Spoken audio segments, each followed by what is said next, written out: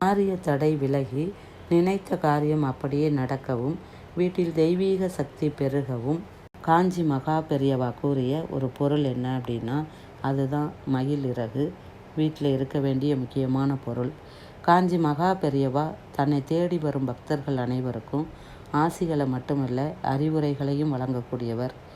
இந்த உலகத்தில் நேர்மறை ஆற்றல், எதிர்மறை ஆற்றல் அப்படின்னு 2 விஷயம் நம்மளை சுற்றி இருக்கும்.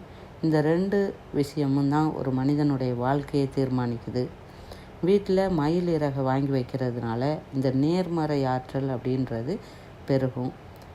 நிறைய பேர் வீட்டில் பூஜை அறையில் மயில் இறகு வச்சுருப்பாங்க. ஆனால் அதை முறையாக வைக்காததுனாலையும், அதை எப்படி வைக்கணும்னு தெரியாததுனாலையும் அதனுடைய முழு பலன் கிடைக்காம போயிடும். வீட்டில் முக்கியமாக 4 இடங்களில் இந்த மயில் இறகை வைக்கணும். மயில் இறகை எப்போதும் ஒன்றா வைக்கக்கூடாது. 2 ஒரு 3 அப்படி சேர்த்து வைக்கலாம். பூஜை அறையில் ஒரு கிண்ணத்தில் பச்சரிசி வச்சு அதில் மயில் இறகை நேராக நிற்கும்படி வைக்கணும். மயில் இறகிற்கு தெய்வீக சக்தி இருக்குது.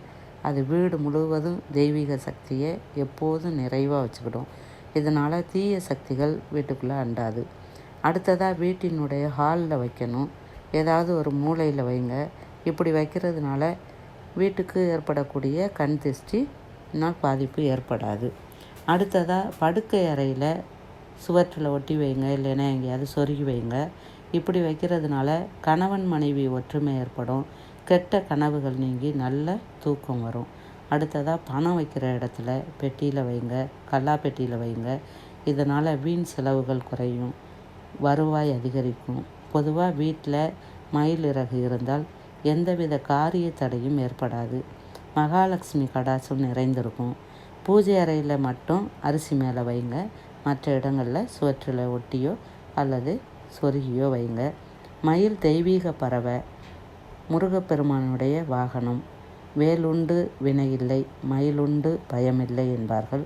ஆகையினால் மயில் இறகு இருக்கும் இடத்துல தெய்வீக சக்தி நிறைந்து இருக்கும், நேர்மறை ஆற்றல் பரவி இருக்கும். ஆகையினால் காரிய தடைகள் விலகி நல்லதே நடக்கும். நன்றி.